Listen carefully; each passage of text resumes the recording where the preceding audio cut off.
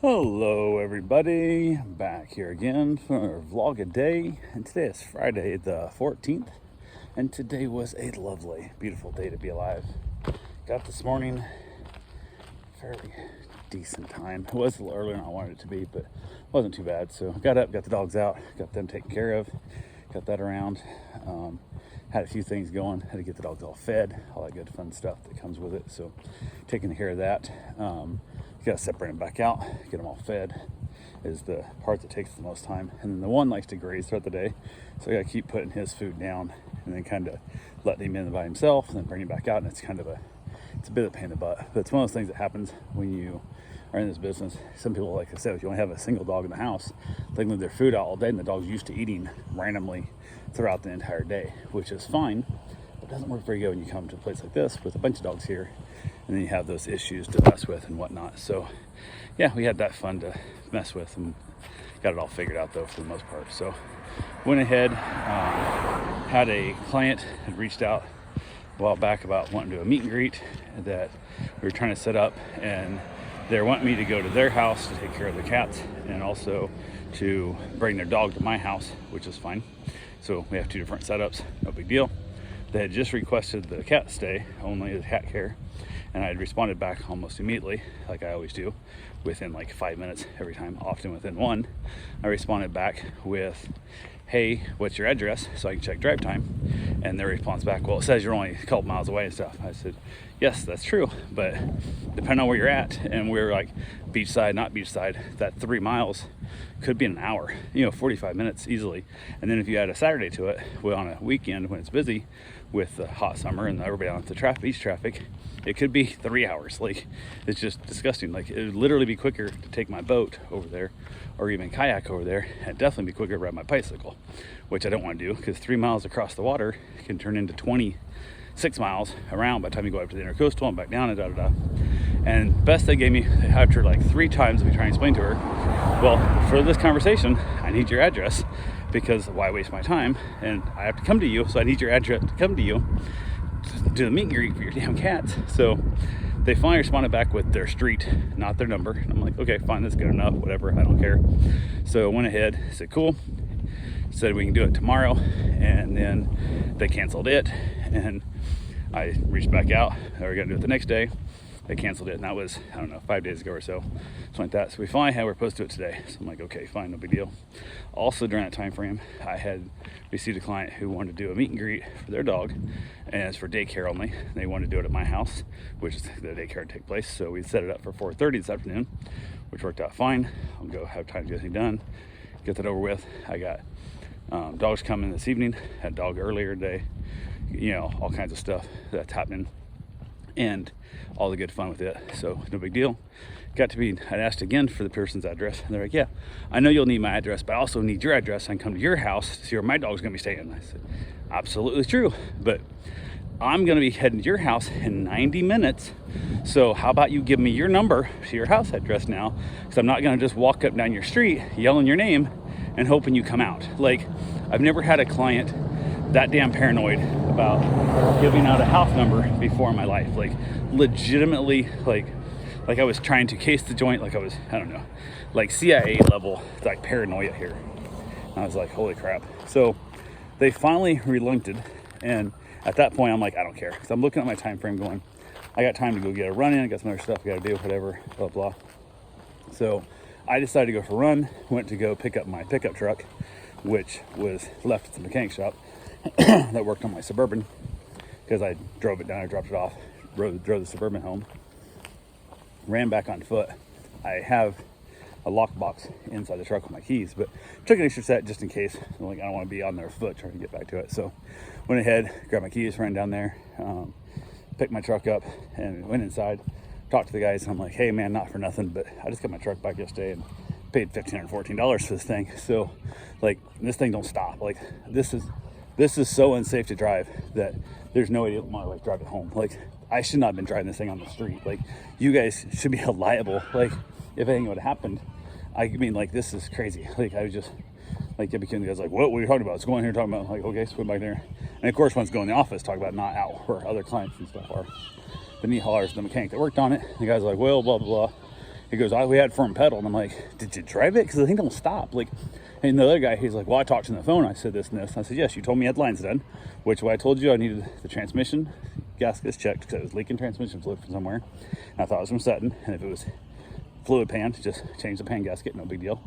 If it was anything major than that, not to. And you just came back and said, you thought it was leaking from some seals and other places. And I said, don't mess with it. I'm putting a different transmission in it. So I said, don't touch it. But even originally, and then when you called me, I had said, I need the brake lines replaced and I need the brakes working good. Like, I need it all figured out. Just bleed it out, what we got to do, whatever we got to do, make it work. And they certain stuff. He's like, well, okay. I said, you called me. You said he's got the brake pedal, he got brake lines done, but the pedal's low. And I go, okay. He goes, well, I said, no. He said, they don't feel very good. And I go, okay. Well, I need the brakes fixed. He goes, well, you said, well, it'll be a few more hours of labor and I got to pay him for that. And I said, okay, that's what I'm going to pay you for, the pay you pay him. So get the brakes figured out. And then you call me up later and said the truck's done. So I'm like, cool. I assume because it went from $1,200 to $1,500, and you're now telling me all he did was adjust my brake lever. Like, and even the guy when I picked it up, he's like, yeah, there's like 4 different things to adjust in there and stuff and blah blah. I don't know what adjustments do. I'm like, the fuck you don't know what the adjustments? You guys are brake people. Because I asked the guy, the owner of the shop, I'm like, who do you recommend around here that does good brakes? Because this thing ain't safe. Like, this thing is not good. I didn't demand a refund, did nothing. I'm like, I just need you to tell me, who should I go to? Because this is the second shop down here. Apparently nobody in fucking Florida knows how to work on shit. And another shop that says that they'll get to me. And it was 8 weeks out. That was February when I was supposed to be in there. Middle of February, I think it was. I said this thing up from under. But this is not February anymore, people. And that's when I was supposed to go in. So I'd already waited my time frame and didn't hear from her at all. But the 2 vehicles that said, oh yeah, so we wrap these 2 up, we got things to get these done, and we'll get you in. Those 2 vehicles are still sitting in this guy's shop. Like, I drive by, run by, see the door open, and I'll see them in there still, or sitting outside, see them out there. So what the hell, like, you guys are gonna take another 6 months to do this shit? Like, it's like, no, I'm out. So then I even had a mobile mechanic come to this house, and he installed my booster, the brackets and stuff for the new booster I bought, because the old first mechanic broke it.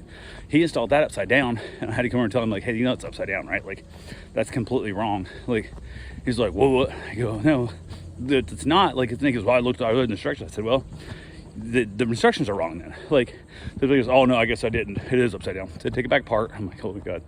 So he didn't finish the job, clearly.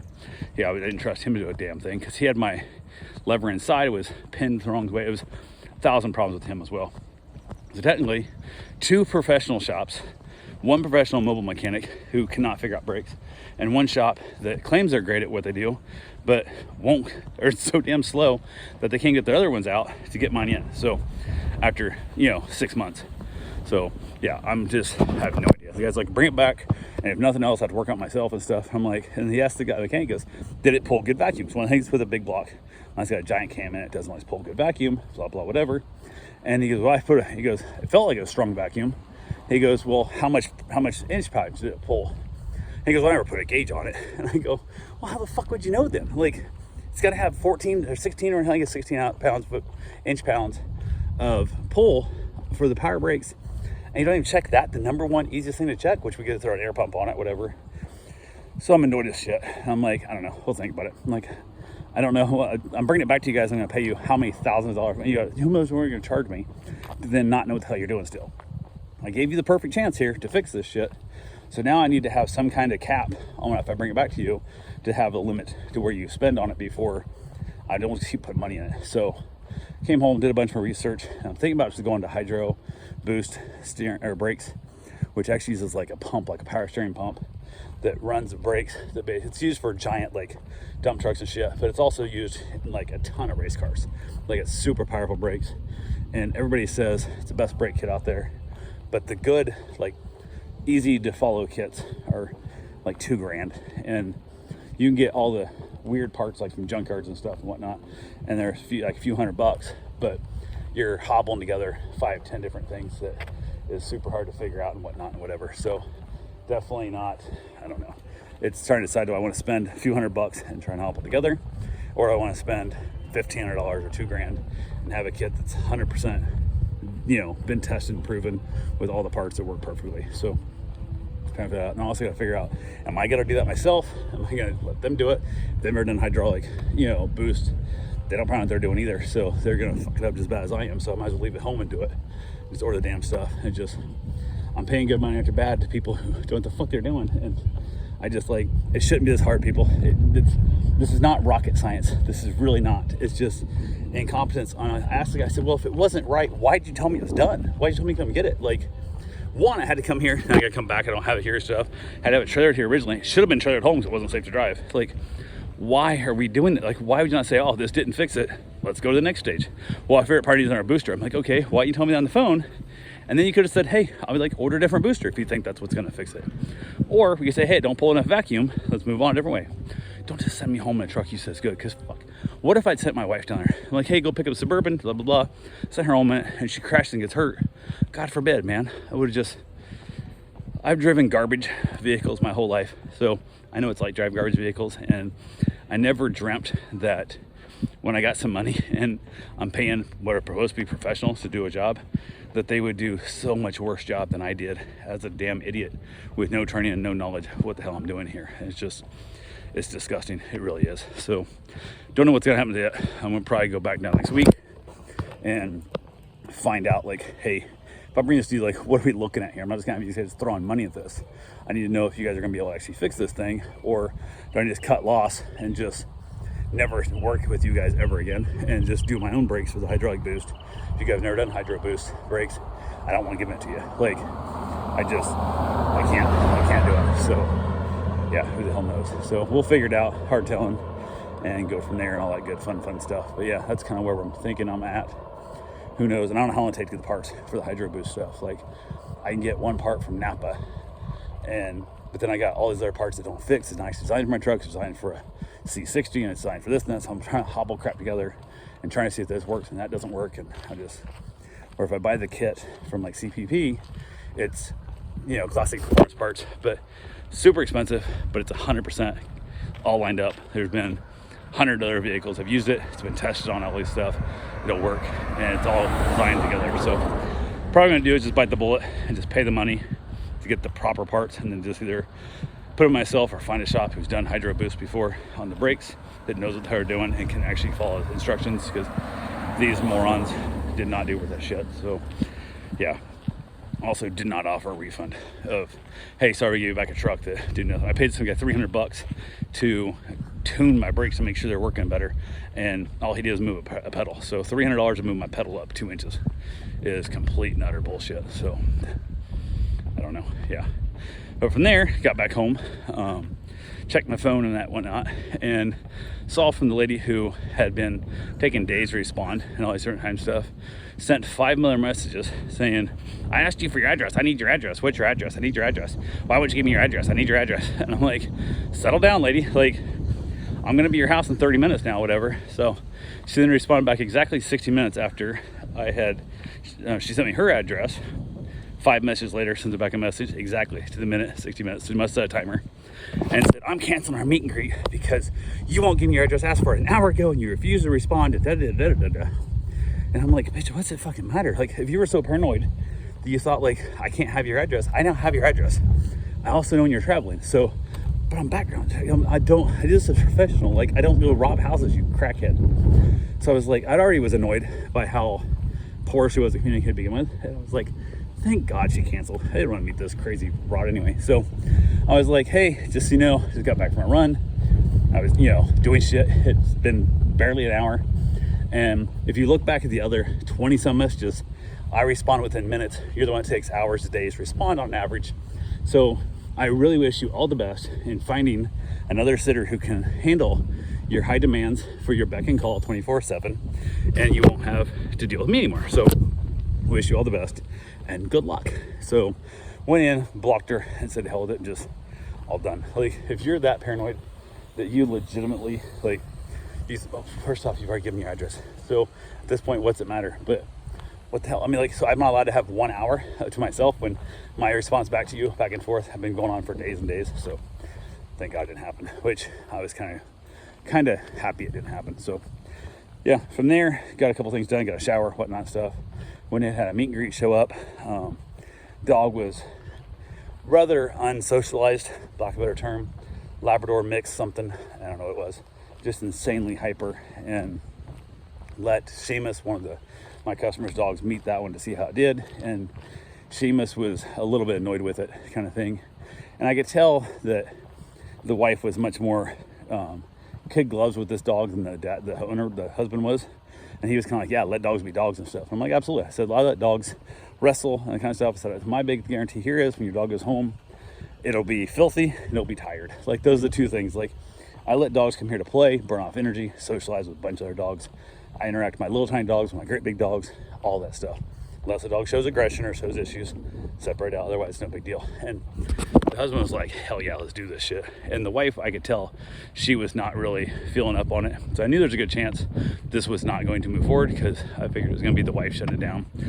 We got to take this dog somewhere else much safer and much less likely the dog to get dirty, kind of thing. So I'm like, that's fine. Keep your crazy neurotic dog who literally jumps on everybody when you meet and is virtually uncontrollable and has no socialization with their dogs, including the fact that Seamus had to growl at him growl at her because she was being so aggro around Seamus. And Seamus is one of the most laid back, chill black labs I've ever seen. Like, Seamus is insanely chill. Like, goes all over, travels with people, the owners. They go to bars, they go to restaurants, they travel to Airbnbs all the time, with around all the dogs, everywhere, all the time. Never shows issue. And Seamus had to growl at this dog. That's how poorly behaved it was, which I had no problem with. I work with those dogs all the time. It's good for them to come to my house because I have a bunch of dogs to work around, and they work through their issues and move forward. But so I was like, okay, cool. Later on that evening, I got a text saying we chose to go a different way with the care for the dog. And I'm like, cool, whatever. I get paid the same to watch your shitty dogs as to watch a good dog. So it doesn't really make much difference in my life here. So I talked to my wife about dinner and asked if she wanted to do like Chinese takeout, if she wanted to do pizza, bring takeout, or if she wanted to go somewhere. She chose pizza takeout. I said, cool. Asked wanted me to go pick it up, or she wanted to pick it up on the way home. She said she'd pick it up on the way home. I said, even better. So we were like, great. So she went and got a little supreme pizza from Filippo's, which she likes quite a bit, and it's just right down the street, like on the way out, just a little ways out of the way from her, like probably less than a half mile of the way for her to go get it from work. So when you're driving down, you just come off and back on. You're probably no time out of her way. So worked out great. She picked the pizza up, got home, had dinner, watched another episode of Godless, and I ate a lot of pizza. Holy crap, I ate a lot of pizza. And then I told her, I said, man, if you get one more piece, we had 2 pieces left. I said, if you get one more piece, she only had 2. And this is the large, like the biggest one they sell. And I'm like, I can finish this thing. I'll eat the next kind of thing stuff. I said, I don't think I can eat 2 pieces, but I don't want to leave just 1 piece because that's ridiculous. And she goes, I don't want another piece. So yeah, but just eat it. And that way I can say, we ate the pizza together. And she goes, no, I'll take it to her dad. So I'm like, no, that doesn't count. Because 1, he didn't share his pizza with me, or his pizza all the time doesn't share with me, so hell with him. But 2, then it's between the 3 of us we can finish the pizza. It's not the same as the 2 of us. I'm only asking you to eat a third little. I'll eat the little piece. I'll eat the big one. And she's like, no. I'm like, okay, fine. So we didn't. Their dog got dropped off about 7, and he's super chill. Got him out there all playing around. He's having a wrestle fest and having all the fun they can have in the world, and just chilling. So we ended up outside, had myself a nice cigar, beautiful evening, and it was kind of that weird early time frame. I had a short cigar, and I was like, no, I'm not ready to go in yet. So I grabbed another short cigar, but super powerful cigar I smoked, and that one kicked my butt a little bit. It was really, really powerful cigar. So I had lots of flavor, a lot of good fun stuff. And then I burned all my boxes, got myself a little campfire going, so left our scrap wood and I had, got that all burned up, had a nice little fire, wrapped up, got the dogs situated for the night, and wrapped it up and called it a day. So that's all I got for right now. I will talk to you guys tomorrow. Have yourself a safe, wonderful day. Thanks for watching.